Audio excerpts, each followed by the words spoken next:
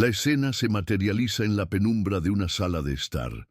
No es una oscuridad total, sino una lobreguez densa, pesada, como si el propio aire estuviera cargado de tiempo y de pena.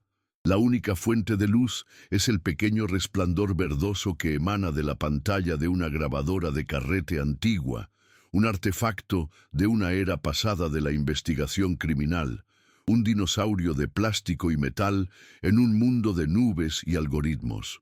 El polvo, visible solo en ese haz de luz, danza en el aire quieto, como si fueran esporas de recuerdos suspendidos, cada partícula una pregunta sin respuesta.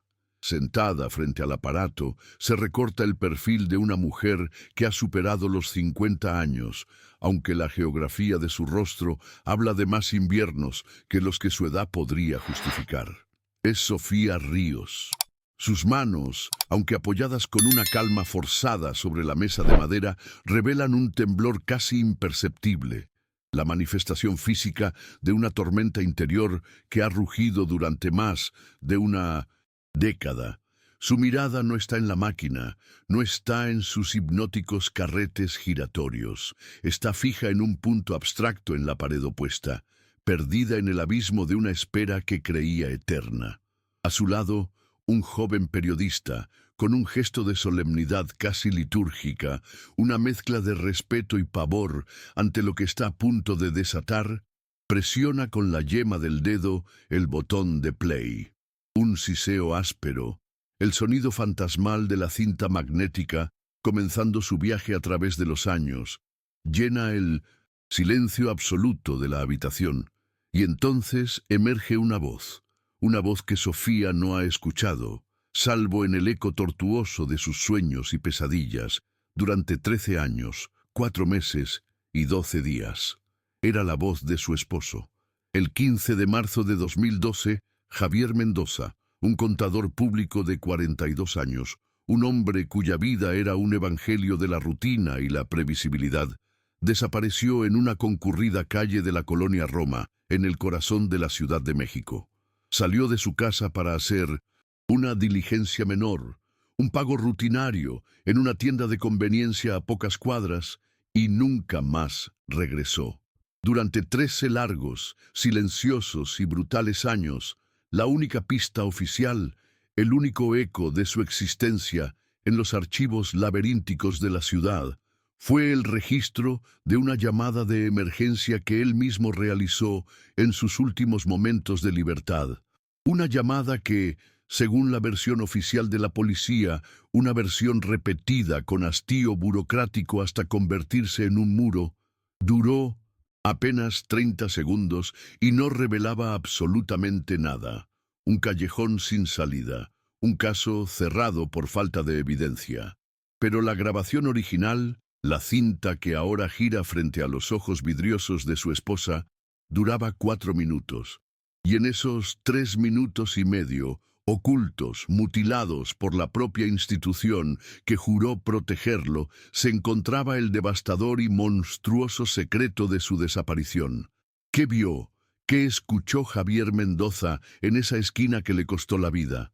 ¿Y cómo es posible que la verdad pueda permanecer enterrada en los surcos magnéticos de una cinta olvidada, esperando pacientemente el momento justo para gritar? Antes de continuar este viaje hacia el corazón de la oscuridad, dinos en los comentarios desde qué ciudad nos estás viendo. Queremos sentir la presencia de nuestra comunidad, unida por estas historias que se niegan a ser olvidadas, esparcida por todos los rincones del mundo como luces en la noche. La imagen se desvanece del rostro conmocionado de Sofía y, como si emergiera de un sueño profundo, renace en una mañana radiante. La luz del sol se derrama como miel líquida sobre las fachadas señoriales de los edificios de la calle Orizaba. Es un sábado por la mañana, 15 de marzo de 2012. En el corazón palpitante de la Ciudad de México, un universo de sonidos y olores que se entrelazan en una sinfonía perfecta y caótica de normalidad. El aire aún conserva el frescor de la madrugada, un toque húmedo que promete evaporarse con el calor del mediodía, arrastrando consigo el aroma a pan recién horneado de la panadería de la esquina y el perfume de los jazmines que trepan por algunos balcones. El grito agudo, casi un canto de pájaro urbano del vendedor de tamales oaxaqueños. Hay tamalitos, calientitos, de mole, de rajas, de dulce. Perfora el murmullo constante de la ciudad. Es un sonido tan intrínsecamente familiar que los residentes ya no lo escuchan conscientemente. Simplemente lo sienten como parte del latido vital del barrio. La confirmación de que el mundo sigue girando como debe. Los vecinos intercambian saludos desde las banquetas, sus voces una mezcla de chismes matutinos y planes vagos para el fin de semana. A lo lejos, un perro ladra con una insistencia rítmica y como si respondiera a una señal invisible, el organillero de la esquina comienza a girar la manivela de su instrumento de viento. De la caja de madera decorada con la imagen descolorida de la Virgen de Guadalupe se libera una melodía nostálgica y un poco desafinada, la banda sonora oficial de todas las mañanas de sábado en la colonia Roma. La perspectiva se desliza con la suavidad de un fantasma hacia un edificio de apartamentos, una joya de Art Deco con sus fachadas curvas, sus balcones de hierro forjado y sus detalles de herrería que evocan una era de elegancia que se resiste a morir. Subimos por una escalera de granito, cada escalón ligeramente cóncavo en el centro, desgastado por casi un siglo de pisadas, un testimonio silencioso de las miles de vidas que han transitado por allí. Llegamos al tercer piso. La puerta del departamento 3B está entreabierta, una invitación silenciosa a un mundo privado. Al cruzar el umbral, el mundo exterior se disuelve y somos recibidos por un abrazo sensorial. El aroma es lo primero que nos envuelve, una mezcla embriagadora y reconfortante de canela, piloncillo y café de grano recién hervido en una olla de barro. En la cocina, el vapor que emana de la olla empaña suavemente la ventana que da a un patio interior, un microcosmos de macetas con geranios, helechos y una bugambilla rebelde que trepa por la pared buscando el sol. Este lugar es un santuario de paz, un refugio meticulosamente construido contra el caos de la megalópolis que ruge afuera. Es el hogar de Javier Mendoza y Sofía Ríos. La calma es casi tangible, es la belleza silenciosa de la rutina, la sagrada y subestimada paz de un fin de semana que se despliega con la promesa de ser exactamente igual a todos los que le precedieron. Un universo perfectamente ordinario, un espejo en el que cualquiera podría reconocer la textura de su propia vida, sin la menor sospecha de que los espejos, a veces, están a punto de estallar. Javier Mendoza, a sus 42 años, era un hombre construido a base de hábitos y silencios. Para el mundo exterior, su identidad se definía por su profesión, contador público. Una etiqueta que, para muchos, evocaba imágenes de rigidez, de números en columnas ordenadas, de una vida en blanco y negro. Y en cierto modo, Javier no desmentía el estereotipo, era meticuloso hasta el extremo. Su pequeño estudio en casa, al igual que su cubículo en el despacho del centro, era un testimonio de su mente ordenada. Lápices siempre afilados con la punta perfecta, papeles perfectamente alineados con el borde del escritorio, ni un clip fuera de lugar. Sus colegas lo describían como un hombre callado, eficiente, casi invisible. Uno de esos hombres que atraviesan la multitud sin dejar estela, cuya presencia es tan discreta que su ausencia tarda en notarse. Se sentaba en su cubículo de paredes grises durante 8, a veces 10 horas al día, bajo la luz parpadeante y zumbante de una lámpara fluorescente, conciliando cuentas, auditando gastos, navegando en océanos de cifras que para él habían perdido todo significado. Se sentía como un fantasma en su propia vida laboral, un traductor de la realidad a un lenguaje numérico que a nadie le importaba realmente, salvo al fisco. Pero esa era solo la capa exterior, el caparazón que había construido para navegar un mundo que a menudo sentía ajeno y asfixiante. Dentro de Javier, lejos de los balances y las declaraciones de impuestos, latía un universo secreto, un anhelo tan profundo y verde como las montañas de Veracruz. Su sueño, el motor oculto que impulsaba sus días, no tenía nada que ver con los números. Anhelaba dejar la jungla de asfalto, comprar una pequeña finca en las afueras de Coatepec o Xico y dedicarse en cuerpo y alma al cultivo de café de especialidad. No era un capricho pasajero, era una obsesión silenciosa, una vocación tardía. Por las noches, cuando Sofía ya dormía, Javier se sentaba frente a la pantalla de su computadora, no para revisar hojas de cálculo, sino para perderse en imágenes satelitales de terrenos en venta, en foros de agricultores, en blogs de catadores de café. Su departamento no solo olía a café de olla por las mañanas.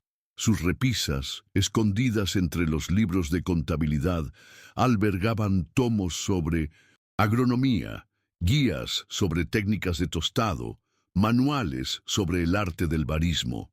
Pasaba horas leyendo sobre la acidez de los granos arábigos, sobre la fermentación controlada, sobre la altura ideal para cultivar la variedad geisha. El olor a tierra húmeda y a cereza de café era para él más real que el olor a tóner de la oficina. Este sueño era también la fuente de su mayor conflicto interno. Sentía una desconexión profunda, casi existencial, con la vida corporativa. Las juntas, los informes, trimestrales, la competencia silenciosa entre colegas. Todo le parecía un teatro absurdo. Su mayor miedo, una imagen que lo asaltaba en las noches de insomnio, era verse a los 60 años, con la espalda encorvada y los ojos irritados, atrapado en el mismo escritorio bajo la misma luz fluorescente, lamentando la vida que no se atrevió a vivir. El café no era solo una planta, era su plan de escape, la promesa de una vida más auténtica, una vida donde sus manos trabajaran la tierra y no solo un teclado. Este santuario interior, este mapa hacia una existencia diferente, era su secreto mejor guardado. Solo una persona en el mundo tenía la llave de ese jardín oculto, su esposa, Sofía. Sofía Ríos, 2 años menor que él, era su contrapunto perfecto, su ancla, como él solía llamarla. Mientras Javier navegaba en sus mares internos de silencio y anhelos, Sofía era la voz, la risa, la conexión con el mundo exterior.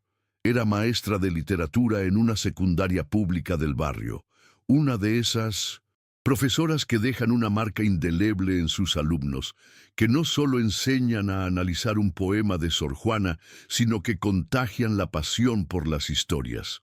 Su risa era fácil y contagiosa, y poseía una fe casi inquebrantable en la bondad inherente de la gente, una cualidad que Javier admiraba y que, a la vez, le parecía una forma de valentía casi suicida en una ciudad como aquella. Ella era el puente de Javier con el mundo. Él era el puerto seguro de Sofía, el silencio confortable al que ella siempre podía regresar después de un día de batallar con adolescentes y programas educativos deficientes.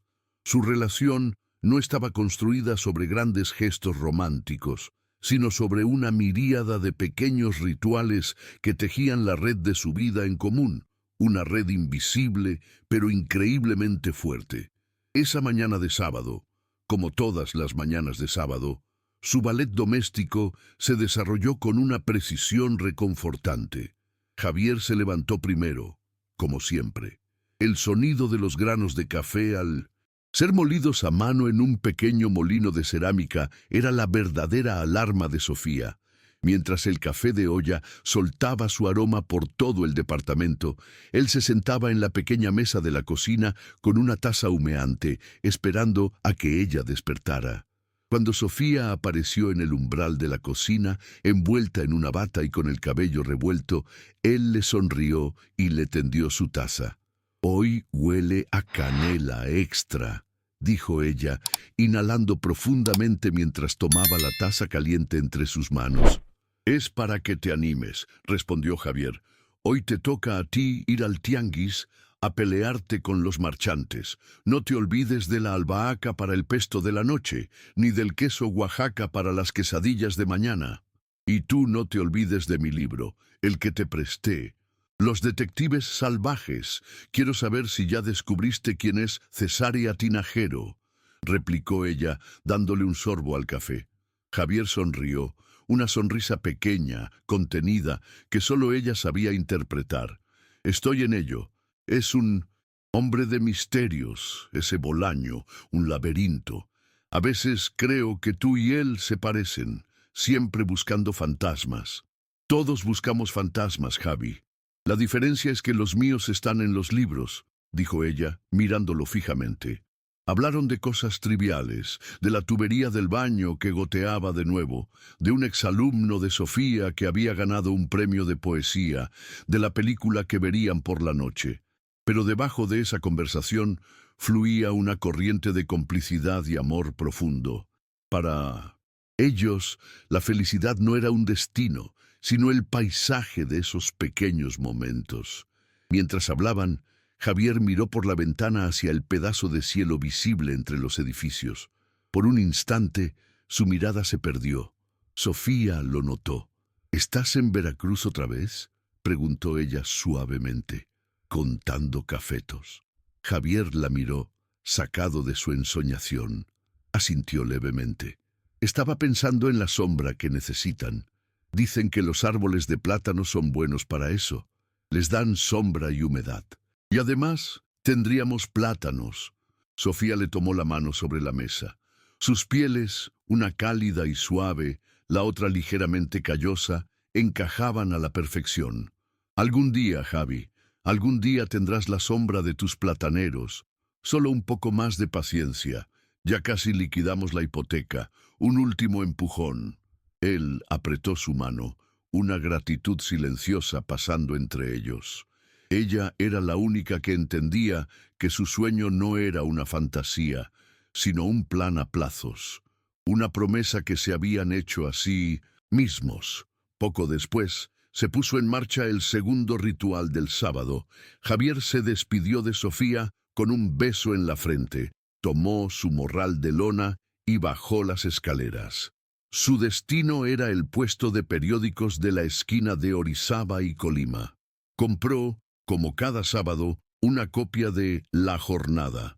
Saludó a don Pepe, el vendedor, un hombre mayor con un bigote espeso y manos manchadas de tinta. Hablaron del partido de fútbol de la noche anterior, un tema sagrado para ambos.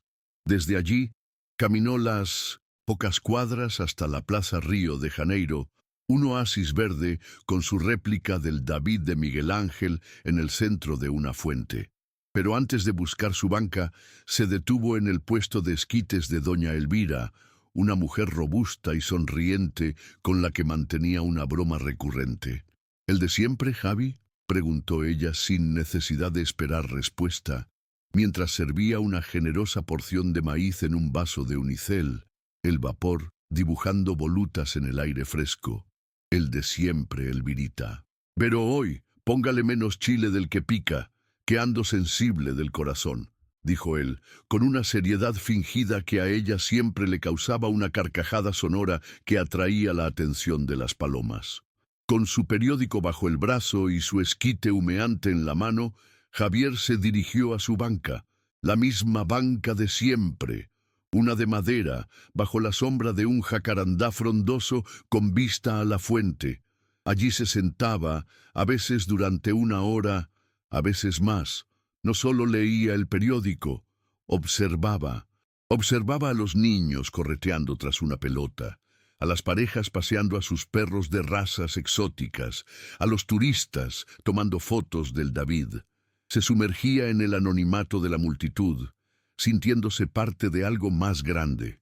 un espectador silencioso del gran teatro de la vida urbana. Era su forma de meditación, su manera de recargar energías antes de volver al silencio de su hogar y, eventualmente, al ruido blanco y opresivo de la oficina. Ese hombre de hábitos, ese ser predecible y, tranquilo, estaba teniendo, sin saberlo, su última mañana de paz. La normalidad, esa estructura invisible pero poderosa que sostenía su mundo, estaba a punto de fracturarse de la forma más brutal e incomprensible. La vida que conocía, el futuro que planeaba en silencio, estaba a solo unas horas de convertirse en cenizas. De acuerdo, aquí tienes el guión completo, estructurado en 4 bloques de aproximadamente 3000 palabras cada uno, en un formato de texto continuo y en español, cumpliendo con todas las especificaciones. Bloque 1. La escena se materializa en la penumbra de una sala de estar. No es una oscuridad total, sino una lobreguez densa, pesada, como si el propio aire estuviera cargado de tiempo y de pena. La única fuente de luz es el pequeño resplandor verdoso que emana de la pantalla de una grabadora de carrete antigua, un artefacto de una era pasada de la investigación criminal, un dinosaurio de plástico y metal en un mundo de nubes y algoritmos. El polvo, visible solo en ese haz de luz, danza en el aire quieto como si fueran esporas de recuerdos suspendidos, cada partícula una pregunta sin respuesta. Sentada frente al aparato, se recorta el perfil de una mujer que ha superado los 50 años, aunque la geografía de su rostro habla de más inviernos que los que su edad podría justificar. Es Sofía Ríos. Sus manos, aunque apoyadas con una calma forzada sobre la mesa de madera, revelan un temblor casi imperceptible, la manifestación física de una tormenta interior que ha rugido durante más de una década. Su mirada no está en la máquina, no está en sus hipnóticos carretes giratorios. Está fija en un punto abstracto en la pared opuesta, perdida en el abismo de una espera que creía eterna. A su lado, un joven periodista, con un gesto de solemnidad casi litúrgica, una mezcla de respeto y pavor ante lo que está a punto de desatar, presiona con la yema del dedo el botón de play. Un siseo áspero, el sonido fantasmal de la cinta magnética comenzando su viaje a través de los años, llena el silencio absoluto de la habitación. Y entonces emerge una voz que Sofía no ha escuchado, salvo en el eco tortuoso de sus sueños y pesadillas durante 13 años, 4 meses y 12 días. Era la voz de su esposo. El 15 de marzo de 2012, Javier Mendoza, un contador público de 42 años, un hombre cuya vida era un evangelio de la rutina y la previsibilidad, desapareció en una concurrida calle de la colonia Roma, en el corazón de la Ciudad de México.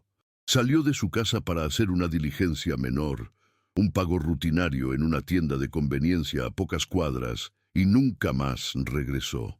Durante 13 largos, silenciosos y brutales años, la única pista oficial, el único eco de su existencia en los archivos laberínticos de la ciudad, fue el registro de una llamada de emergencia que él mismo realizó en sus últimos momentos de libertad. Una llamada que, según la versión oficial de la policía, una versión repetida con hastío burocrático, hasta mí, convertirse en un muro. Duró apenas 30 segundos y no revelaba absolutamente nada. Un callejón sin salida. Un caso cerrado por falta de evidencia. Pero la grabación original, la cinta que ahora gira frente a los ojos vidriosos de su esposa, duraba 4 minutos. Y en esos 3 minutos y medio, ocultos, mutilados por la propia institución que juró protegerlo, se encontraba el devastador y monstruoso secreto de su desaparición. ¿Qué vio? ¿Qué escuchó Javier Mendoza en esa esquina que le costó la vida ¿Y cómo es posible que la verdad pueda permanecer enterrada en los surcos magnéticos de una cinta olvidada, esperando pacientemente el momento justo para gritar? Antes de continuar este viaje hacia el corazón de la oscuridad, dinos en los comentarios desde qué ciudad nos estás viendo. Queremos sentir la presencia de nuestra comunidad, unida por estas historias que se niegan a ser olvidadas, esparcida por todos los rincones del mundo como luces en la noche.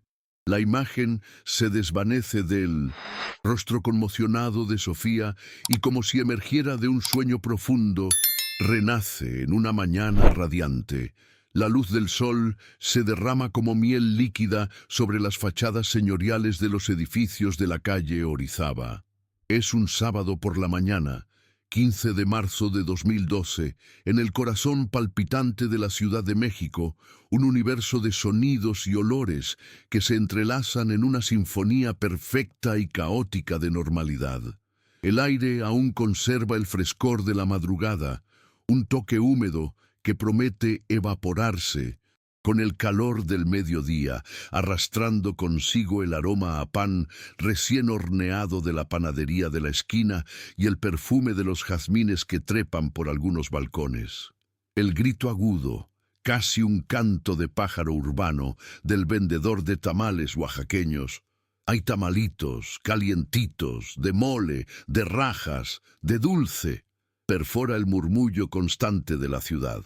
Es un sonido tan intrínsecamente familiar que los residentes ya no lo escuchan conscientemente. Simplemente lo sienten como parte del latido vital del barrio, la confirmación de que el mundo sigue girando como debe. Los vecinos intercambian saludos desde las banquetas, sus voces una mezcla de chismes matutinos y planes vagos para el fin de semana. A lo lejos, un perro ladra con una insistencia rítmica y como si respondiera a una señal invisible, el organillero de la esquina comienza a girar la manivela de su instrumento de viento. De la caja de madera decorada con la imagen descolorida de la Virgen de Guadalupe se libera una melodía nostálgica y un poco desafinada, la banda sonora oficial de todas las mañanas de sábado en la colonia Roma. La perspectiva se desliza con la suavidad de un fantasma hacia un edificio de apartamentos, una joya de Art Deco con sus fachadas curvas, sus balcones de hierro forjado y sus detalles de herrería que evocan una era de elegancia que se resiste a morir. Subimos por una escalera de granito, cada escalón ligeramente cóncavo en el centro, desgastado por casi un siglo de pisadas, un testimonio silencioso de las miles de vidas que han transitado por allí. Llegamos al tercer piso. La puerta del departamento 3B está entreabierta, una invitación silenciosa a un mundo privado. Al cruzar el umbral, el mundo exterior se disuelve y somos recibidos por un abrazo sensorial. El aroma es lo primero que nos envuelve, una mezcla embriagadora y reconfortante de canela, piloncillo y café de grano recién hervido en una olla de barro. En la cocina, el vapor que emana de la olla empaña suavemente la ventana que da a un patio interior, un microcosmos de macetas con geranios, helechos y una bugambilla rebelde que trepa por la pared buscando el sol. Este lugar es un santuario de paz, un refugio meticulosamente construido contra el caos de la megalópolis que ruge afuera. Es el hogar de Javier Mendoza y Sofía Ríos. La calma es casi tangible, es la belleza silenciosa de la rutina, la sagrada y subestimada paz de un fin de semana que se despliega con la promesa de ser exactamente igual a todos los que le precedieron. Un universo perfectamente ordinario, un espejo en el que cualquiera podría reconocer la textura de su propia vida, sin la menor sospecha de que los espejos, a veces, están a punto de estallar. Javier Mendoza, a sus 42 años, era un hombre construido a base de hábitos y silencios.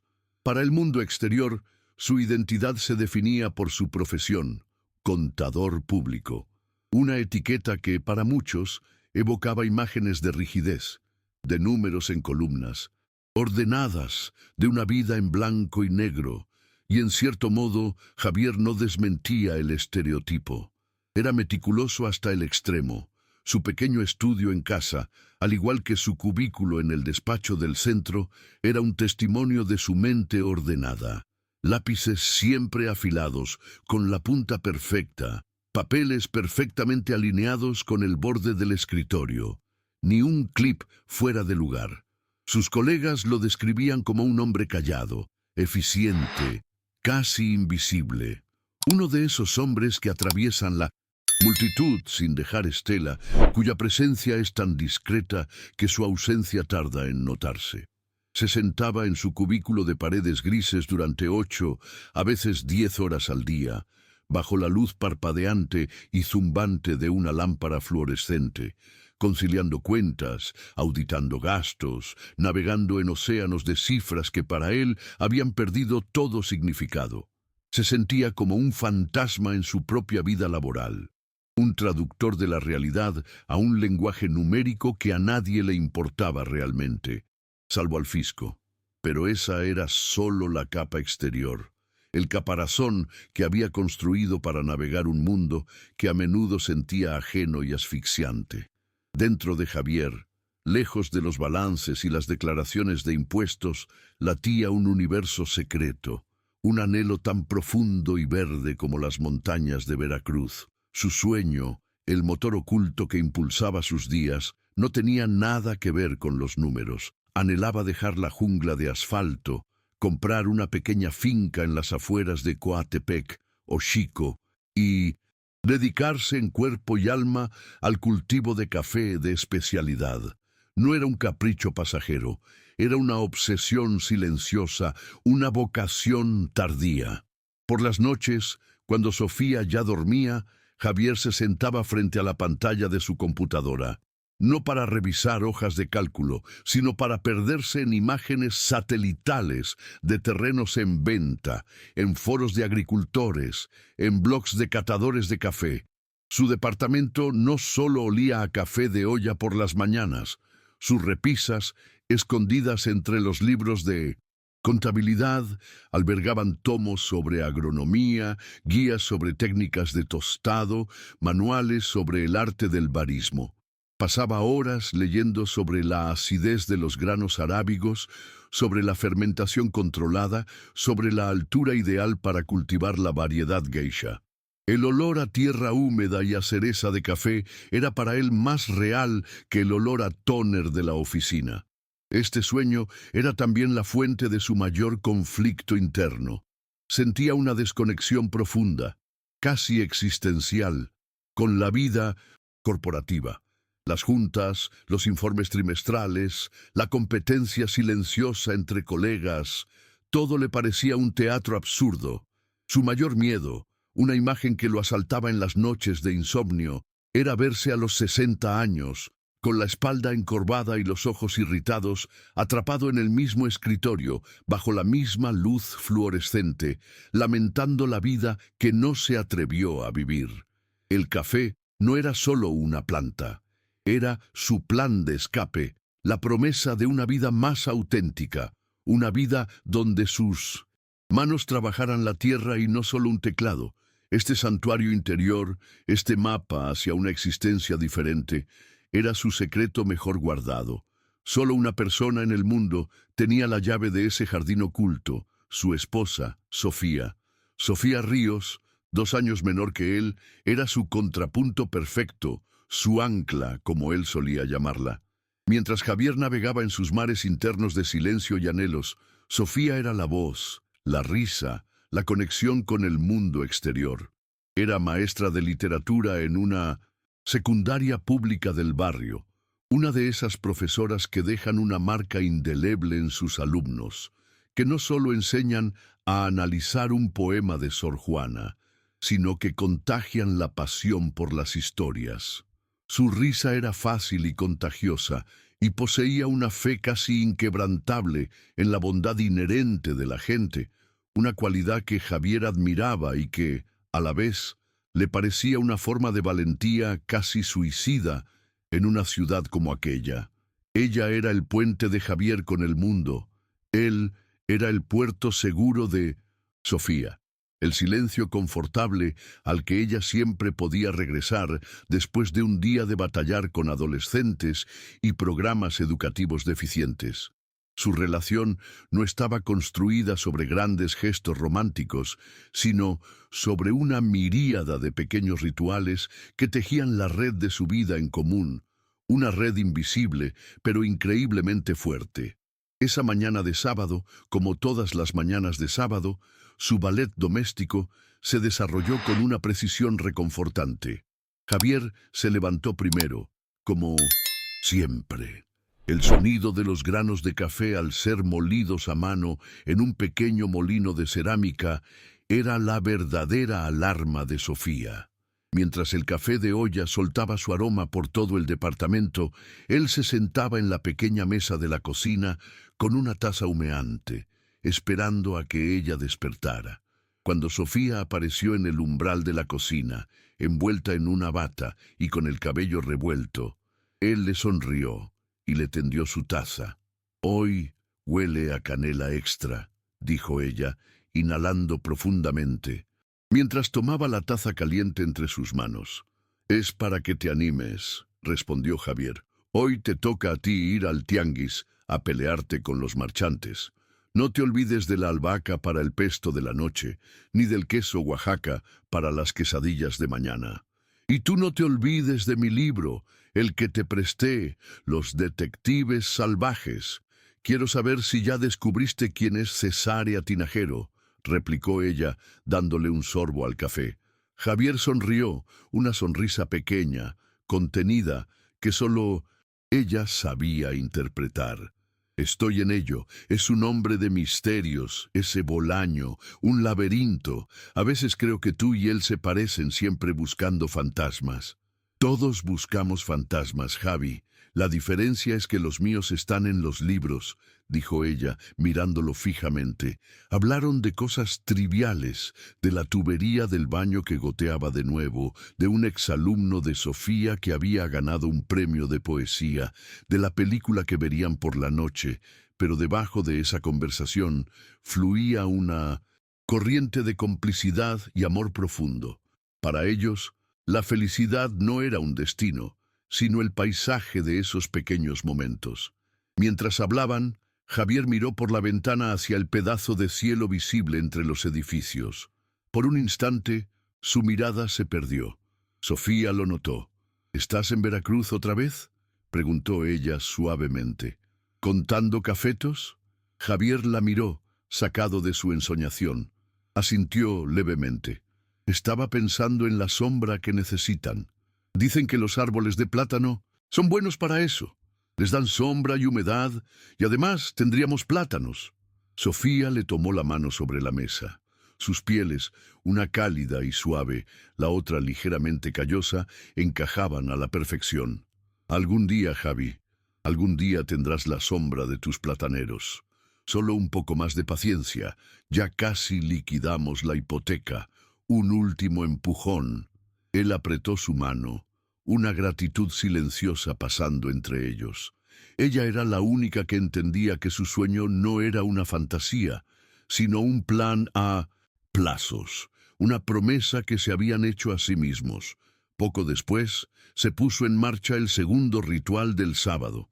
Javier se despidió de Sofía con un beso en la frente, tomó su morral de lona y bajó las escaleras. Su destino era el puesto de periódicos de la esquina de Orizaba y Colima. Compró, como cada sábado, una copia de La Jornada. Saludó a don Pepe, el vendedor, un hombre mayor con un bigote espeso y manos manchadas de tinta. Hablaron del partido de fútbol de la noche anterior, un tema sagrado para ambos. Desde allí, caminó las pocas cuadras hasta la Plaza Río de Janeiro, un oasis verde con su réplica del David de Miguel Ángel en el centro de una fuente. Pero antes de buscar su banca, se detuvo en el puesto de esquites de doña Elvira, una mujer robusta y sonriente con la que mantenía una broma recurrente.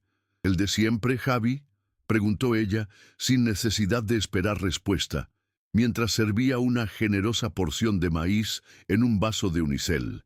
El vapor dibujando volutas en el aire fresco, el de siempre, Elvirita.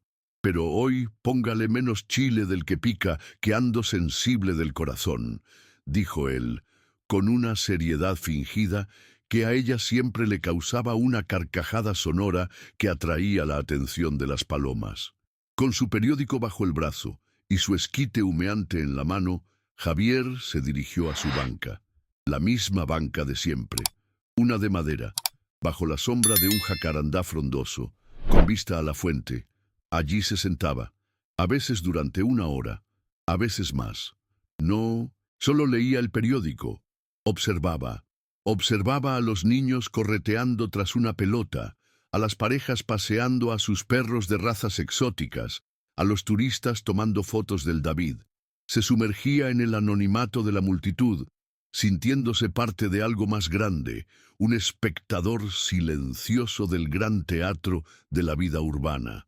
Era su forma de meditación, su manera de recargar energías antes de volver al silencio de su hogar y eventualmente al ruido blanco y opresivo de la oficina. Ese hombre de Mintus 200 hábitos, ese ser predecible y tranquilo, estaba teniendo sin saberlo su última mañana de paz. La normalidad, esa estructura invisible pero poderosa que sostenía su mundo, estaba a punto de fracturarse de la forma más brutal e incomprensible. La vida que conocía, el futuro que planeaba en silencio, estaba a solo unas horas de convertirse en cenizas. Bloque 2. La tarde cayó sobre la ciudad, cambiando la luz dorada y optimista de la mañana por tonos más cálidos y anaranjados. Una luz melancólica que alargaba las sombras de los edificios y los árboles. El bullicio del tianguis de fin de semana se había calmado, reemplazado por el murmullo constante del tráfico, la banda sonora incesante de la metrópoli. En el departamento 3B, Sofía preparaba la comida. El aroma del ajo y la cebolla friéndose lentamente en aceite de oliva llenaba la cocina, una promesa de la pasta al pesto que compartirían. Había puesto música, un disco de Chabela Vargas, cuya voz rasposa, llena de sentimiento y tequila, flotaba por las habitaciones. Era un sábado por la tarde perfectamente normal, uno de miles, y en su normalidad residía su belleza. Sofía se movía por la cocina con la gracia de la costumbre, cada gesto, cada movimiento, parte de una coreografía repetida incontables veces. Fue entonces cuando Javier, que había estado leyendo en la sala, se levantó del sillón. Se me olvidó por completo pagar el recibo de la luz. Voy aquí a la tienda de conveniencia, no tardo nada. Según el papel, es el último día. Era una diligencia menor, una de esas pequeñas interrupciones en la tarde que no merecen más que un asentimiento distraído, un contratiempo trivial en el gran esquema de las cosas. No tardes, que la pasta ya casi está, le respondió Sofía desde la cocina, sin siquiera voltear a verlo, concentrada en añadir los piñones a la albahaca en el mortero. Escuchó sus pasos hacia la puerta, el sonido familiar de las llaves siendo tomadas del cuenco de cerámica, el clic suave de la cerradura, y luego el silencio, solo interrumpido por la voz de Chabela cantando sobre un amor perdido. Sofía sonrió para sí misma. La vida era buena, simple, pero buena.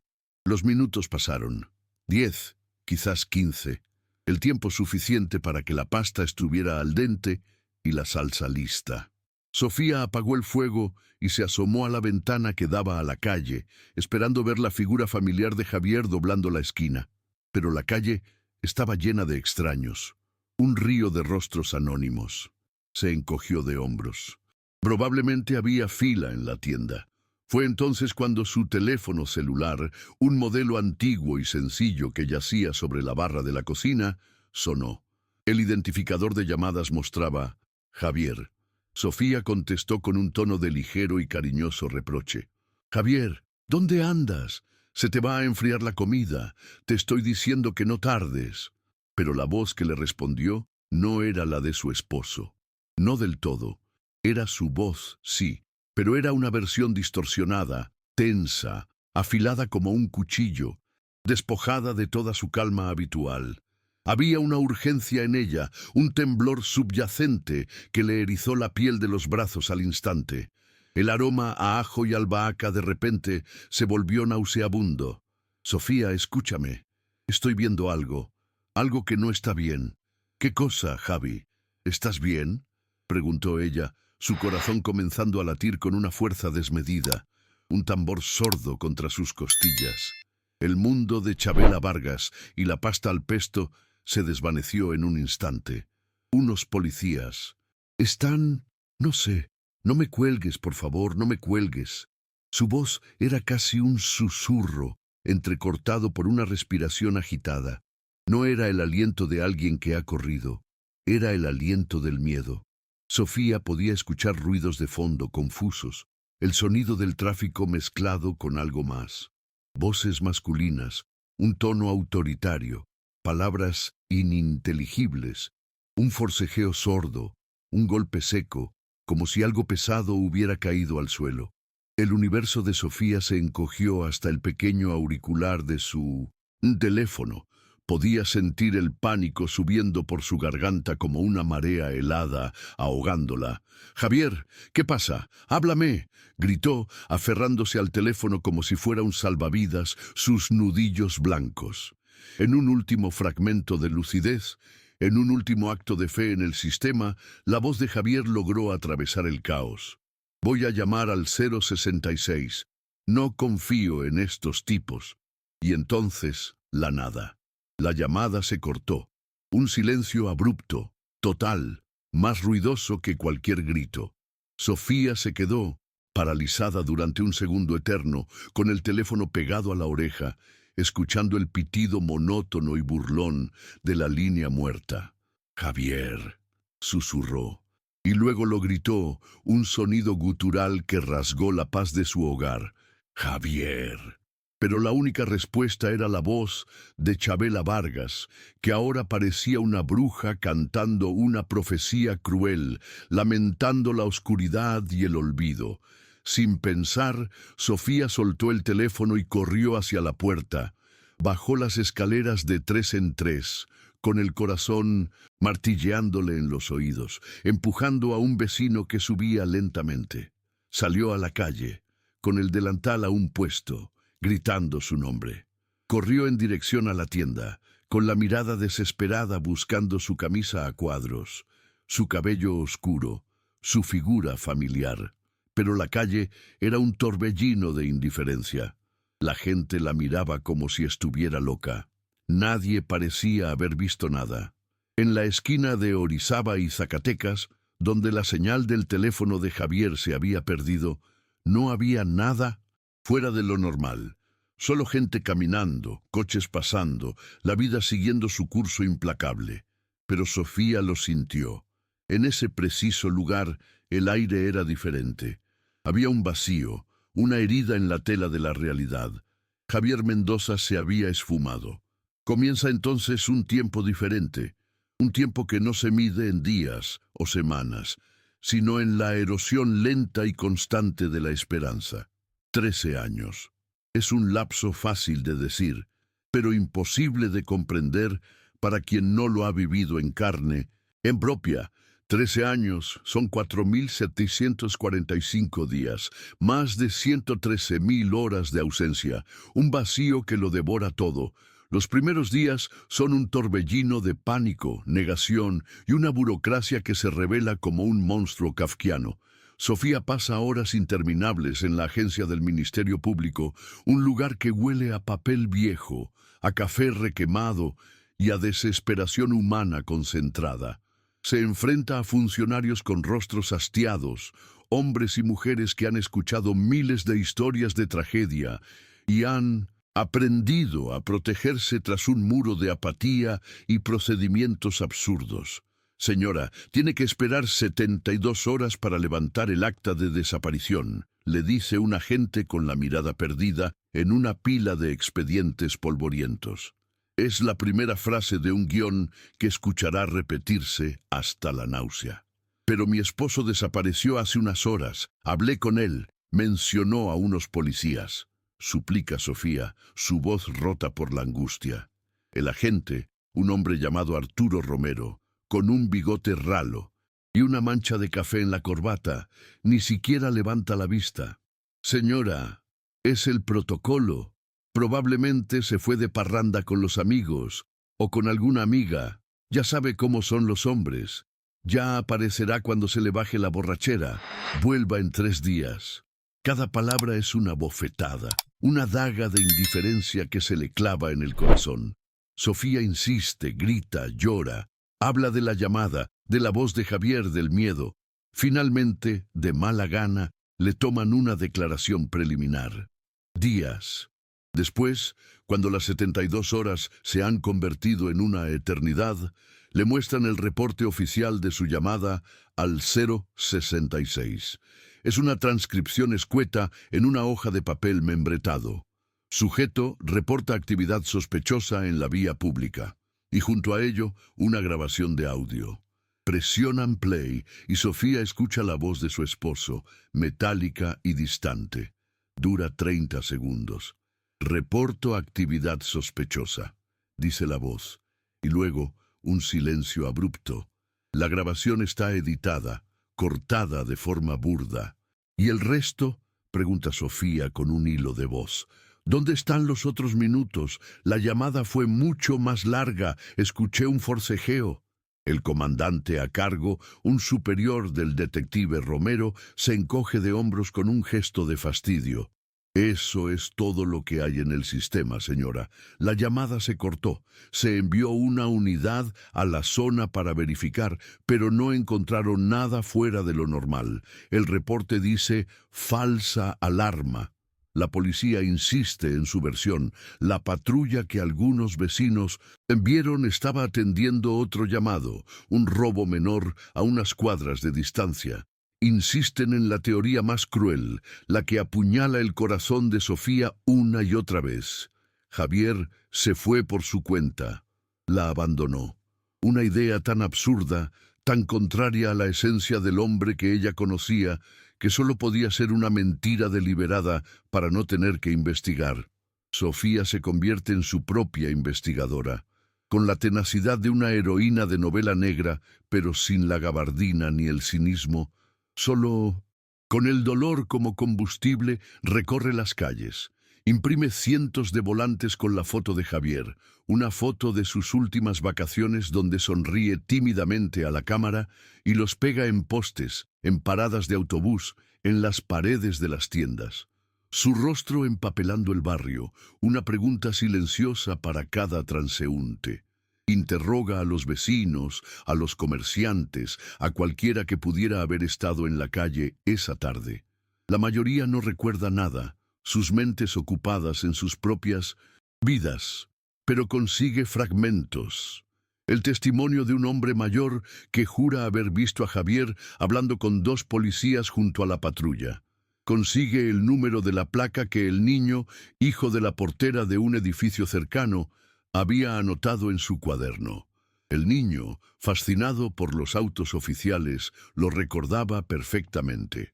Presenta estas pistas en el Ministerio Público, pero son sistemáticamente ignoradas, archivadas en expedientes que sabe que nadie volverá a abrir. El detective Romero la recibe con una sonrisa condescendiente. Señora, agradecemos su colaboración, pero déjenos hacer nuestro trabajo. Un niño no es un testigo fiable, y el anciano, todos saben que le gusta empinar el codo. Probablemente vio visiones. Y entonces, cuando la desesperación es un pozo sin fondo, llega la llamada. Unas 3 semanas después de la desaparición.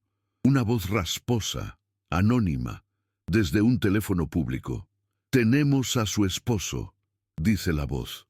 Si lo quiere volver a ver, junte 200.000 pesos. No llame a la policía o lo matamos. Una oleada de terror y perversamente de alivio la recorre. Si está secuestrado, significa que está vivo.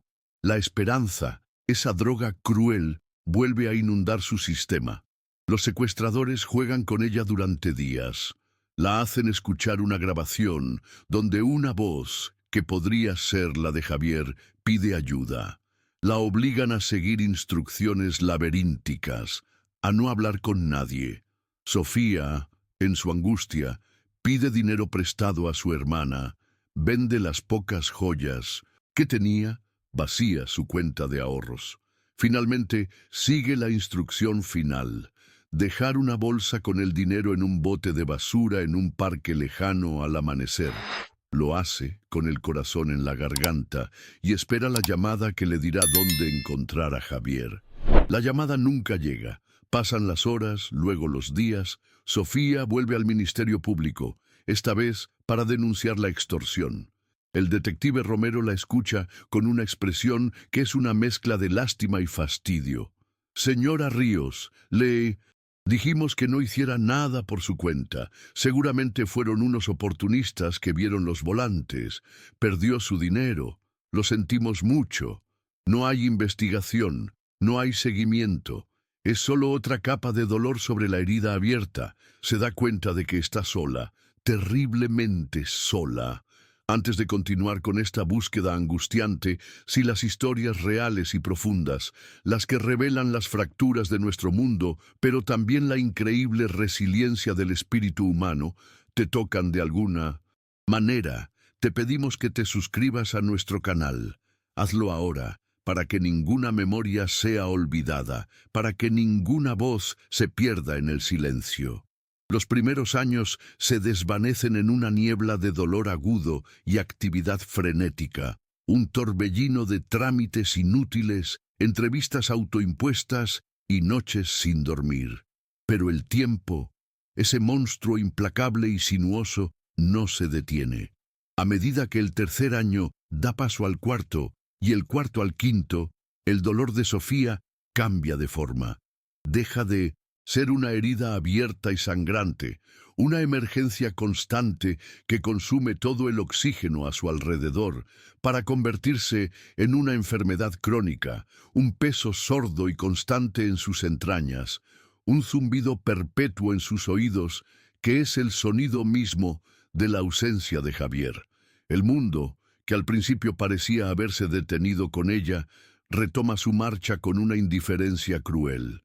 Las estaciones cambian, los gobiernos van y vienen, los amigos celebran cumpleaños, tienen hijos, se divorcian, viven sus vidas. Y Sofía observa todo esto desde detrás de un cristal invisible, una espectadora de la vida de los demás, atrapada en el ámbar de aquel sábado por la tarde. Sus amigos, que al principio la rodeaban con una red de seguridad de llamadas, visitas y guisos caseros, comienzan a distanciarse. No es por maldad, sino por una impotencia que se convierte en incomodidad. ¿Qué se le puede decir a alguien cuyo duelo no termina, cuya herida se niega a cicatrizar porque la propia ausencia de un cuerpo impide el rito del cierre? La invitan a una cena, y la conversación inevitablemente deriva hacia el último abogado que contrató. La invitan a una fiesta de cumpleaños, y ella pasa la noche en un rincón, mostrando una foto de Javier en su teléfono a un conocido que escucha con una mezcla de lástima y apuro por escapar. Una noche, Elena, su amiga más cercana desde la universidad, celebra sus 45 años. Después de meses de insistencia, Sofía acepta ir. El departamento de Elena está lleno de vida, música, risas, el tintineo de las copas. Para Sofía, el sonido es una agresión, una cacofonía que resalta el silencio de su propio hogar. Elena la encuentra junto a una ventana mirando la calle. Sofía, ven, vamos a bailar como en los viejos tiempos, le dice Elena, tomándola suavemente del brazo. Solo una canción, por mí. Sofía la mira. Sus ojos no parecen registrar la alegría del momento. No puedo, Elenita. No tengo nada que celebrar. No es celebrar. Es vivir. Es recordar que sigues aquí, insiste su amiga, su voz teñida de una frustración cariñosa. ¿De qué te sirve encerrarte así? Javier no lo querría. La mención de su nombre es como una llave que abre la compuerta. Estuve pensando. dice Sofía, su voz baja y urgente, ignorando por completo el contexto de la fiesta. Revisé los registros de llamadas de la patrulla esa noche. Hay una inconsistencia de 7 minutos en su bitácora. 7 minutos que no reportaron. ¿Qué hicieron en esos 7 minutos? ¿Elena? Algo pasó ahí. Elena suspira, la energía festiva drenándose de su rostro. Sophie, ya hablamos de esto. Te estás torturando. Has revisado esos papeles 1000 veces. Quizás solo fueron a comprar un café. Quizás no significa nada. Todo significa algo, espeta Sofía, más alto de lo que pretendía, atrayendo un par de miradas curiosas. El sistema está diseñado para que creamos que nada significa nada, para que nos cansemos. Pero yo no me voy a cansar. Ve la lástima en los ojos de su amiga, y es peor que la ira. Se siente como una extraña, una aguafiestas profesional, un fantasma en el banquete de la vida. Tengo que irme, murmura, y antes de que Elena pueda detenerla, se abre paso entre los invitados y huye de regreso a la seguridad de su búnker, el único lugar donde su obsesión no es una enfermedad, sino la norma. Esa noche se da cuenta de que ha perdido más que a Javier. Está perdiendo el mundo que compartía con él. Su departamento, de hecho, se ha convertido en la manifestación física de su estado mental. La transformación es gradual, insidiosa, comienza en el 4º año, con la compra de un gran tablero de corcho. Lo instala en la pared principal de la sala, donde antes colgaba una hermosa acuarela de Oaxaca. El acto de clavar la primera chincheta en un mapa de la colonia Roma es casi litúrgico. Es el primer paso para externalizar el caos de su mente. Para el 7º año, el espacio vital se ha encogido dramáticamente. La mesa del comedor, donde compartió tantas cenas, con Javier, está permanentemente cubierta por pilas de documentos legales, copias de amparos rechazados por tecnicismos, solicitudes de información respondidas con oficios sellados que dicen información inexistente, transcripciones de sus propias entrevistas con testigos que cambian su versión por miedo. Las plantas que Javier cuidaba con esmero se han marchitado y muerto. Sus macetas resecas, un mudo testimonio del abandono. Los libros de literatura de Sofía, sus amados Rulfo, Paz, Castellanos, están cubiertos por una fina capa de polvo en las estanterías, reemplazados por manuales de derecho penal y tratados sobre ciencia forense.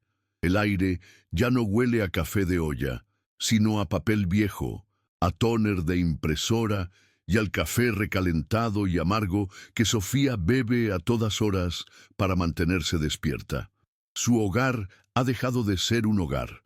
Es un archivo, una escena del crimen congelada en el tiempo, y las falsas esperanzas, esas torturas refinadas que el destino le envía, periódicamente continúan apareciendo como espejismos en el desierto de su pena. Un día del 8º año, una compañera del colectivo de búsqueda le habla de un hombre, un vidente en el estado de Morelos, que supuestamente ha ayudado a otras familias. Cobra caro, pero dicen que es de verdad, le asegura. Sofía, cuya mente racional y literaria siempre se había burlado de tales cosas, se encuentra tan desesperada que está dispuesta a aferrarse a cualquier clavo ardiendo. Vende una cadena de oro que le regaló su madre y viaja a un pueblo polvoriento cerca de Tepoztlán. El vidente la recibe en una habitación pequeña, oscura, que huele a incienso barato y a humedad. Es un hombre de ojos astutos y manos suaves. Le pide la foto de Javier y un objeto personal. Sofía le entrega un reloj que Javier siempre usaba. El hombre cierra los ojos, gime teatralmente y comienza a hablar con una voz solemne y misteriosa. Lo veo confundido. Le quitaron la memoria, pero está vivo. Cada palabra es una inyección de veneno y esperanza. Está cerca del agua, un agua grande, que brilla como un espejo, y hay montañas que parecen gigantes dormidos. Describe el lago de Chapala con una precisión que sorprende a Sofía, sin saber que es una descripción lo suficientemente vaga como para aplicarse a docenas de lugares en México. Le da el nombre de un pueblo, Ajijic, y le asegura que Javier está allí, viviendo bajo otro nombre, trabajando en algo relacionado con la jardinería. Impulsada por esta visión, Sofía gasta el poco dinero que le queda en un boleto de autobús a Jalisco. El viaje es una tortura de anhelo. Por primera vez en años, se permite imaginar un reencuentro. ¿La reconocería? ¿Qué le diría? La fantasía es tan poderosa que eclipsa toda lógica. Pasa una semana entera en ese pueblo de calles empedradas, un lugar lleno de expatriados norteamericanos y una belleza que a ella le resulta indiferente. Se convierte en una figura conocida y un poco lastimosa. La mujer de la capital que camina de sol a sol, mostrando una foto gastada a los pescadores, a los comerciantes, a los jardineros de las villas de lujo. Disculpe, ¿ha visto a este hombre? La respuesta es siempre la misma, una sacudida de cabeza, una mirada de compasión, a veces de impaciencia. Al séptimo día, sentada en el malecón mientras el sol se pone sobre el lago, la realidad la golpea con la fuerza de una ola. Ha sido una tonta. Ha perseguido un fantasma conjurado por un charlatán. El viaje de regreso a la Ciudad de México es un descenso al infierno. Cada kilómetro un recordatorio de su credulidad y su desesperación. El vidente, por supuesto, ya no contesta sus llamadas. La experiencia la deja más pobre, más humillada y con una capa más de cinismo protegiendo su corazón. Pero la prueba más brutal llega en el 10º año. Una llamada oficial, protocolaria, de la oficina del Servicio Médico Forense. La voz al otro lado de la línea es joven, burocrática, desprovista de emoción. Señora Ríos, le hablamos de la Coordinación Territorial de Iztapalapa. Tenemos un cuerpo sin identificar que ingresó anoche, víctima de un atropellamiento. Las características, edad y complexión coinciden parcialmente con las del ciudadano Javier Mendoza Ríos, reportado como desaparecido. Necesitamos que venga a la morgue para un posible reconocimiento. El mundo de Sofía se detiene. El viaje al CEMEFO, en la otra punta de la ciudad, es el más largo de su vida. Toma un taxi y a través de la ventanilla ve pasar la ciudad, pero no la registra. En su mente se debate una guerra terrible. Una parte de ella, la parte exhausta, la que anhela el final, ruega que sea él. Que por fin termine la incertidumbre, que por fin tenga un cuerpo que enterrar, una tumba donde llevarle flores, un punto final. Otra parte, la que aún se aferra a un fragmento irracional de esperanza, ruega que no sea él, que siga vivo en algún lugar, aunque sea sin memoria, aunque sea en los brazos de otra mujer, pero vivo. El lugar es un edificio gris, anónimo, que huele a desinfectante y a una tristeza insondable, institucional. Un funcionario con una bata blanca y una expresión de aburrimiento profesional la guía por pasillos largos y silenciosos, iluminados por una luz blanca y cruda. El único sonido es el eco de sus propios pasos y un zumbido bajo y constante de los sistemas de refrigeración. La conduce a una sala pequeña y fría, con una ventana de vidrio grueso que da a otra habitación, una plancha de acero inoxidable. Respire profundo, señora, le dice el hombre con una amabilidad ensayada. Es un procedimiento de rutina, solo mire y díganos si lo reconoce. Se acerca al cristal, sus propias manos dejando una marca de vaho sobre la superficie fría. Detrás del vidrio, otro técnico levanta una sábana blanca. El rostro revelado es el de un hombre de mediana edad, hinchado y con las marcas terribles del accidente. Sofía contiene la respiración. Estudia cada rasgo con una intensidad forense.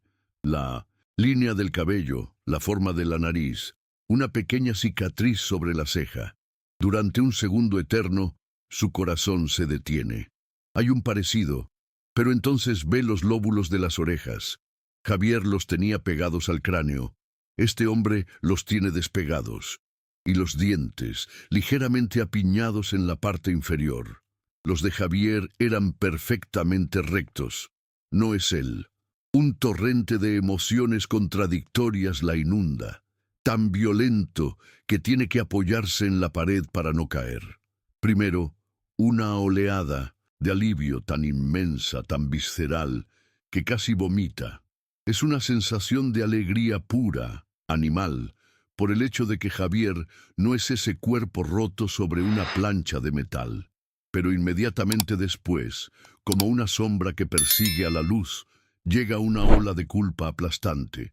¿Cómo puede sentirse feliz ante la tragedia de un extraño? ¿Y qué significa este alivio? Significa que la búsqueda continúa, que vuelve a la casilla de salida, que el infierno de la incertidumbre se prolongará indefiniblemente. La esperanza, se da cuenta en ese momento, es una forma de tortura mucho más refinada que la certeza. Sale de la morgue y se sienta en la banqueta, bajo el sol implacable, y llora. Llora no por el muerto que no era Javier, sino por sí misma, por la condena de seguir esperando. Sin embargo, en medio de este aislamiento y dolor, encuentra un ancla. Comienza a asistir regularmente a las reuniones del colectivo Familias Unidas por la Memoria. Al principio era solo una oyente, pero con el tiempo su voz emerge. El espacio, un salón comunitario prestado con sillas de plástico y un garrafón de agua, se convierte en su único verdadero santuario. Allí conoce a mujeres como doña Irma, una madre danesa que busca a su hijo. Un estudiante de la UNAM, desaparecido por la policía judicial hace 15 años. Doña Irma, con su rostro surcado de arrugas y su mirada de acero, se convierte en su mentora. Le enseña a navegar los pasillos del poder, a no dejarse intimidar por los comandantes, a usar los medios de comunicación como un arma. «Mijita», le dice doña Irma un día, mientras preparan pancartas para una marcha, «el dolor, si te lo guardas, te pudre por dentro.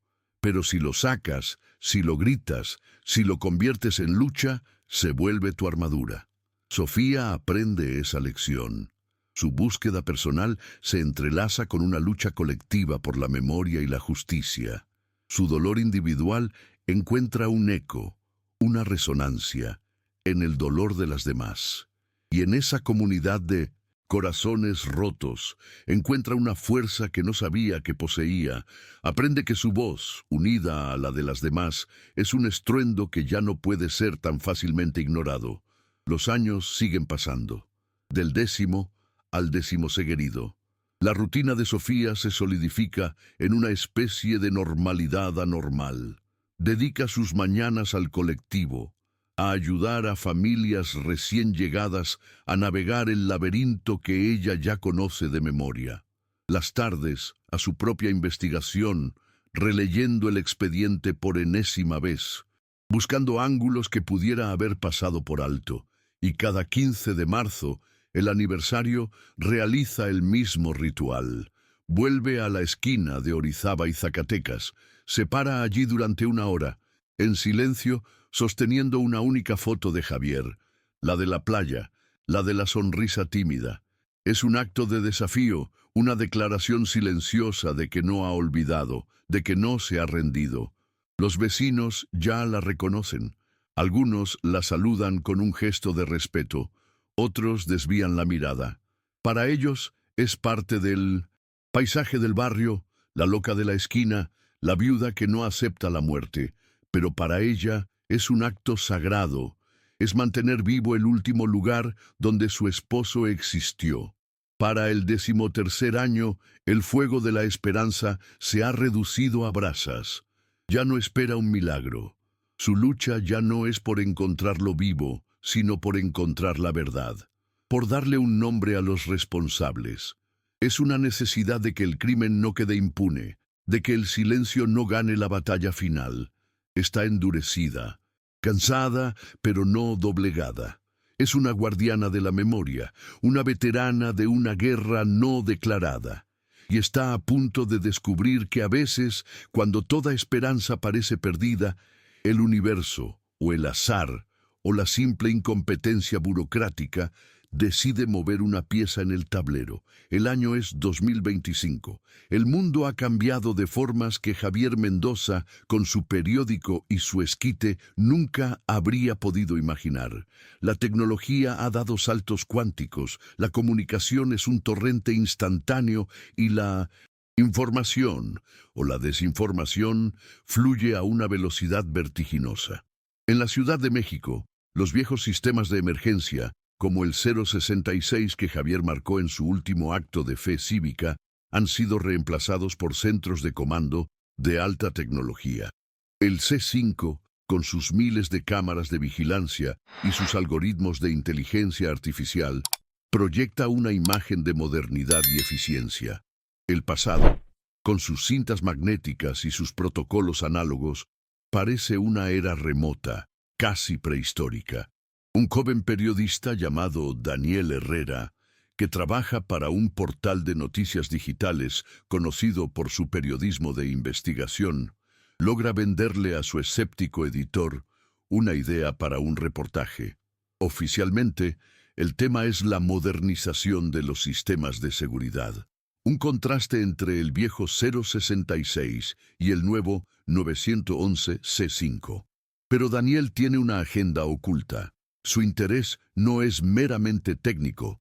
Su propio tío, un taxista, fue víctima de un caso de abuso policial en los años 90 que nunca fue resuelto, una herida familiar que lo impulsó hacia el periodismo como una forma de pedir cuentas.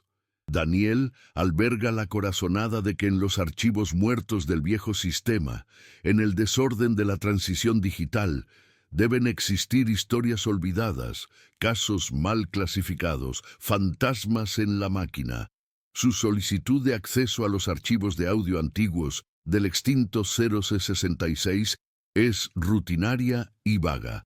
Espera recibir algunos archivos digitales de casos cerrados y sin importancia. Pero en la burocracia, a 1900 veces, el error humano, la pereza o un simple golpe de suerte se convierten en catalizadores para la verdad. Un técnico de archivo, un hombre mayor a punto de jubilarse, harto de su trabajo y confundido por la solicitud poco específica, en lugar de buscar en los servidores digitalizados, baja a un sótano húmedo y olvidado del antiguo edificio de la Secretaría. Es un cementerio de tecnología obsoleta con un penetrante olor a moho y plástico viejo. Por simple pereza, para deshacerse rápido del periodista toma una caja de cartón al azar, cubierta de polvo, llena de cintas de carrete que según el protocolo debían haber sido destruidas años atrás. Aquí hay material de 2012, de la coordinación de la Roma, le dice sin darle mayor importancia. A ver qué te sirve. Daniel se lleva el tesoro inesperado a la pequeña isla de edición de su medio digital. Durante horas, escucha fragmentos de la vida y el crimen de la ciudad de hace más de una década.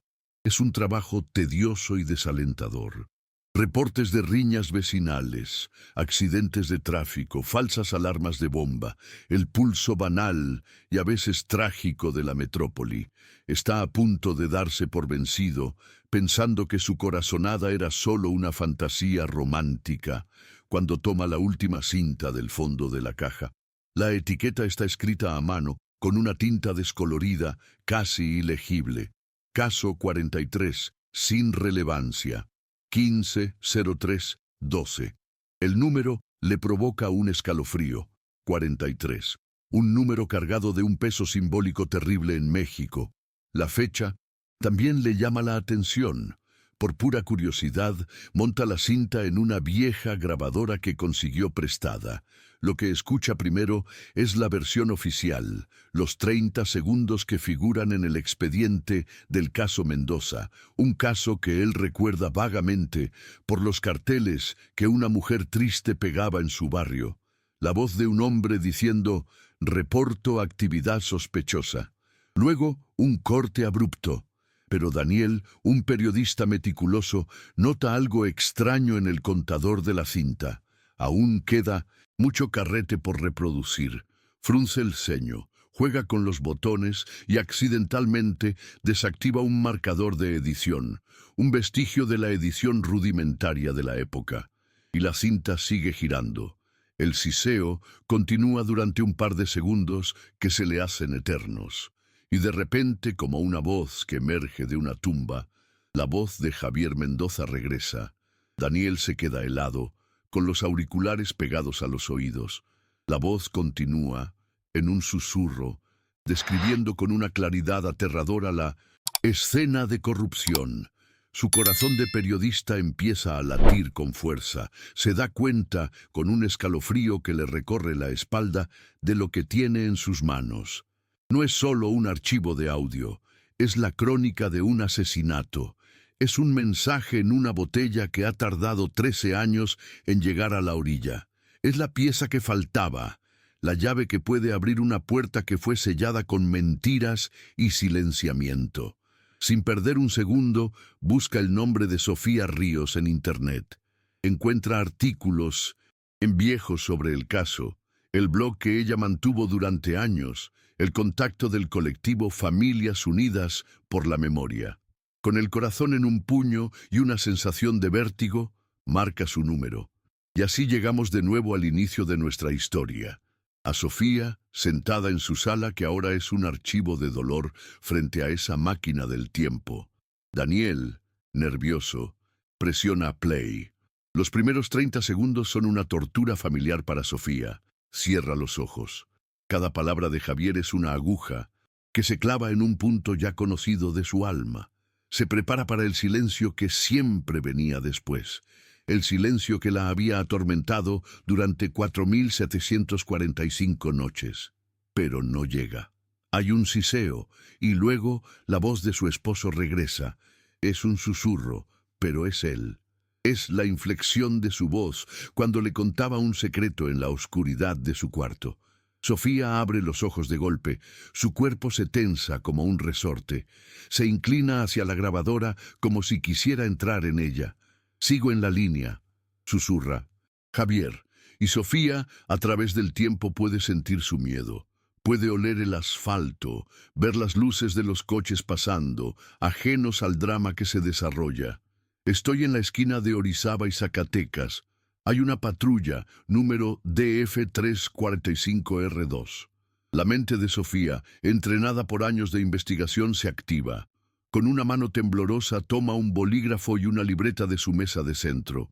Su instinto de investigadora lucha contra la ola de dolor que amenaza con ahogarla. Anota el número. Son 2. Oficiales. Están extorsionando a un muchacho. ¡Dios mío! Están sacando paquetes de la cajuela de la patrulla, paquetes envueltos en cinta canela. Sofía contiene la respiración.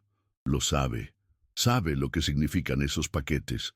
El narcomenudeo, la corrupción policial de la que tanto había leído, la que siempre había sospechado pero nunca había podido probar. Javier no tropezó con un simple robo. Tropezó con el monstruo. El oficial más alto, su gafete, creo que dice... Ramírez. Sí, Ramírez, susurra Javier. Sofía escribe el nombre. Ramírez. La caligrafía le sale temblorosa, casi ilegible. El nombre de uno de los asesinos de su esposo. Un nombre que se graba a fuego en su cerebro. De pronto, la acústica de la grabación cambia. Una voz nueva, fuerte y agresiva, ladra muy cerca del teléfono. ¡Tú! ¿Qué chingados estás haciendo? ¡Dame ese teléfono!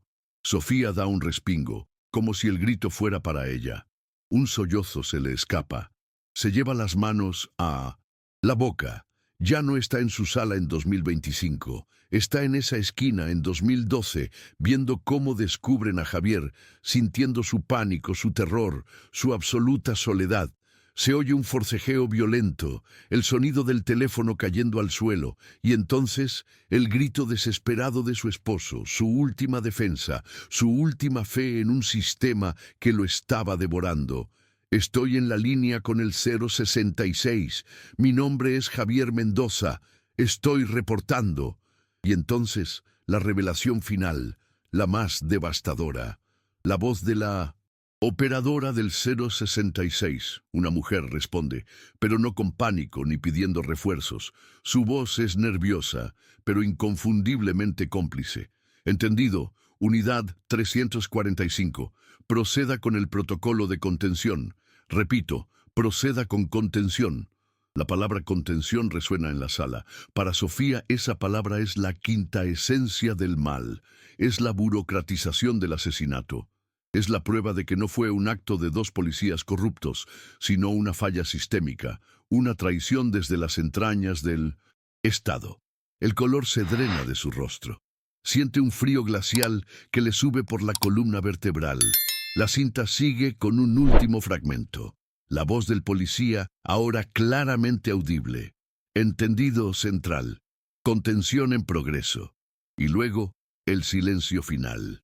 El verdadero silencio. Cuando la cinta termina de girar, Sofía no se derrumba. No grita. Permanece inmóvil durante un minuto entero, con la mirada perdida. El llanto vendrá después. En ese momento, una calma gélida se apodera de ella. 13 años de preguntas han sido respondidos en 4 minutos. La incertidumbre, esa tortura lenta, ha muerto. Y en su lugar, nace una certeza de acero. Levanta la vista y mira a Daniel, que la observa con una expresión de horror y compasión. Y Sofía pronuncia las primeras palabras de su nueva vida. Los encontré. A esos hijos de puta. Los encontré. Es increíble cómo una sola pista, una cinta olvidada, puede reescribir por completo 13 años de silencio y mentiras. Si tú también crees en el poder de la verdad para abrirse paso, incluso después de tanto tiempo, únete a nuestra comunidad. Suscríbete y activa las notificaciones para que juntos sigamos iluminando las historias que se niegan a permanecer en la oscuridad. La publicación del reportaje de Daniel, con el audio completo de la cinta Mendoza, es como una detonación en el panorama mediático. La historia se vuelve viral. El audio se reproduce en todos los noticieros. La frase «proceda con el protocolo de contención» se convierte en un símbolo de la corrupción estatal. La presión pública es tan inmensa, tan furiosa, que las autoridades, esta vez, no pueden esconderse detrás de la burocracia. El caso se reabre de oficio en cuestión de horas, ahora bajo el escrutinio de la prensa nacional e internacional y de organizaciones de derechos humanos. La investigación, esta vez real, avanza con una velocidad vertiginosa. El nombre A. Ramírez y el número de patrulla son las primeras piezas del dominó. La investigación interna identifica al oficial, Arturo Ramírez, quien 13 años después ha ascendido. Ya no es un simple patrullero, es un comandante de alto rango en la Secretaría de Seguridad Ciudadana, condecorado varias veces por méritos en servicio. Sofía lo ve en la televisión, en una conferencia de prensa de años atrás, y siente náuseas al ver el rostro del hombre cuya voz susurrante su esposo grabó. Él y su antiguo compañero, ahora retirado y viviendo de una pensión, son arrestados. Sofía ve la noticia del arresto en la televisión de su sala. Ve cómo sacan a un Arturo Ramírez, ahora más viejo, más corpulento, esposado de su lujosa casa en un suburbio. No siente alegría. Siente una satisfacción fría, dura como el diamante. Es la justicia que llega tarde, cojeando, pero llega. Acorralado por la evidencia irrefutable de la cinta, y con la operadora del 066, ahora una abuela que vive en provincia, habiendo confesado a cambio de inmunidad, el compañero de Ramírez se quiebra. Su confesión, leída a Sofía por su abogado, es un documento brutal, un relato despojado de emoción sobre el asesinato de un hombre bueno. Describe la extorsión, el pánico al ser descubiertos por Javier, la orden de contención. Describe cómo lo subieron a la patrulla, cómo lo llevaron a un paraje solitario en los límites con el Estado de México, un terreno baldío usado como vertedero clandestino, y cómo, en la oscuridad, le quitaron la vida y lo enterraron en una fosa poco profunda. La recuperación de los restos es el último acto de esta larga tragedia. Es un día gris y ventoso. Sofía está allí, de pie, junto a Daniel y su abogado, mientras un equipo de forenses excava meticulosamente la tierra. Después de varias horas, uno de ellos hace una señal. El trabajo se vuelve más delicado y entonces emergen los restos. Sofía se acerca, su corazón un tambor sordo. No hay nada que reconocer, solo huesos y jirones de ropa. Pero uno de los forenses extrae algo del sedimento, un reloj de pulsera, el mismo que Sofía le regaló a Javier en su 10º aniversario, el mismo que ella le entregó al vidente charlatán. Es la confirmación final. Sofía se arrodilla y toca la tierra que fue la tumba de su esposo durante 13 años. No llora, siente una extraña y dolorosa paz. Después de 13 años de ser un fantasma, una ausencia, Javier por fin tenía un lugar. Ya no era un desaparecido, era un hombre asesinado, una víctima con una historia y por fin un cuerpo al que llorar. La búsqueda había terminado. El juicio es un circo mediático, pero para Sofía es la culminación de su lucha. Se sienta en la primera fila cada día, estoica, su mirada fija en los hombres que le robaron a su esposo. Cuando se dicta la sentencia condenatoria, la sala estalla en aplausos de los activistas que la acompañan. Ella no celebra, simplemente asiente, una vez para sí misma. Es en este punto donde la historia de Sofía podría haber terminado, pero la mujer que sale del juzgado ya no es la misma. La búsqueda la rompió, pero la verdad la ha forjado en algo nuevo. Con el apoyo de Daniel y la atención pública, crea la fundación La Voz de los Silenciados. Su misión es simple y poderosa: usar su experiencia para guiar a otras familias a través del laberinto burocrático. La vemos meses después, en la modesta oficina de la fundación. Está sentada frente a una joven pareja. El chico, de no más de 20 años, le recuerda a uno de sus antiguos alumnos. Su esposa llora en silencio. Su hijo, un bebé, ha sido robado del hospital. La policía les dice que esperen, que probablemente fue una confusión. Sofía los mira y ve su propio rostro de hace 13 años. Les toma las manos. No están solos, les dice, su voz firme y serena. Esto es lo que vamos a hacer. Primero, un amparo. Segundo, una conferencia de prensa. No vamos a dejar que los silencien. Aquí, el silencio se acabó. En ese momento, el legado de Javier cobra vida. Han pasado 2 años desde la sentencia. La cámara nos lleva de nuevo a la Plaza Río de 1900. Janeiro. El sol de la tarde ilumina la escena con la misma luz dorada de aquella última mañana. Sofía está de pie, pero ya no es la misma mujer. Las arrugas siguen ahí, pero su mirada ha recuperado una serenidad que parecía perdida para siempre. Está frente a la banca de Javier. Junto a ella, un pequeño monumento, una simple placa de bronce financiada por su fundación. La inscripción es sobria y contundente. En memoria de Javier Mendoza y de todos aquellos cuya voz intentaron apagar. Porque cada verdad desenterrada es una semilla de justicia. A su lado, la joven pareja del caso del bebé robado le sonríe, sosteniendo a su hijo recuperado en brazos. Le dan las gracias una vez más. Sofía le sonríe. Su mirada se pierde por un momento hacia la copa de los jacarandás. Piensa en Javier, el hombre tranquilo que solo quería una finca de café en Veracruz. Un sueño modesto, una vida apacible. En la brutal ironía del destino, su muerte violenta, causada por su incapacidad de quedarse callado, ante una pequeña injusticia, generó un eco que derribó a hombres poderosos y creó un refugio para los desamparados. Su voz, apagada en una esquina, ahora resuena en las luchas y las pequeñas victorias de cientos de familias. Hay silencios que matan, diseñados para enterrar la verdad bajo capas de tiempo y olvido.